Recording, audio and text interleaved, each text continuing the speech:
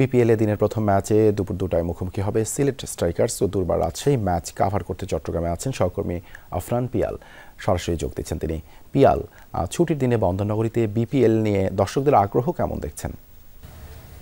দেবাশিস, দর্শক আগ্রহ কিন্তু দুর্দান্ত বলা যায়। এক কথায় প্রথম ম্যাচের কথা, প্রথম দিনের কথাও যদি বলি, চট্টগ্রামে বিপিএলে সাধারণত এমন দর্শক আমি সহসা দেখিনি, কখনোই দেখিনি। কিন্তু এইবার যেটা দেখা যাচ্ছে, ফুল প্যাকড গ্যালারি। শুধু গ্যালারি না, স্টেডিয়ামের বাইরে একটা ফ্লাইওভার আছে, সেই ফ্লাইওভার থেকে মাঠটা দেখা যায়। সেই ফ্লাইওভারের উপর থেকেও প্রায় হাজারখানেক মানুষ কিন্তু গতকাল খেলা দেখেছেন এবং এই আজকের সকালবেলাও কিন্তু দর্শকরা যে টিকিট কাউন্টার আছেন সেখানে ভিড় জমিয়েছেন, মাঠের আশেপাশে ভিড় জমিয়েছেন।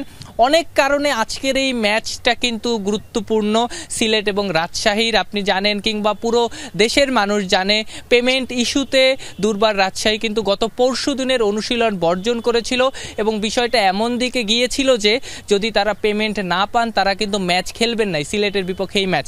এবং সিলেটে একটা ম্যাচের আগে এমন হয়েছিল যে তারা ম্যাচ খেলতে অস্বীকৃতি জানিয়েছিলেন, পরে তাদেরকে অনুরোধ করা হলে তারা ম্যাচ খেলতে রাজি হন। এই ম্যাচের আগেও যেমন তাদের 25% টাকা পরিশোধ করা হয়, আজকে সকাল পর্যন্ত টাকা পরিশোধ করা হয়েছে এবং তাদের 25%-এর একটা চেক দেয়া হবে বলে জানিয়েছে।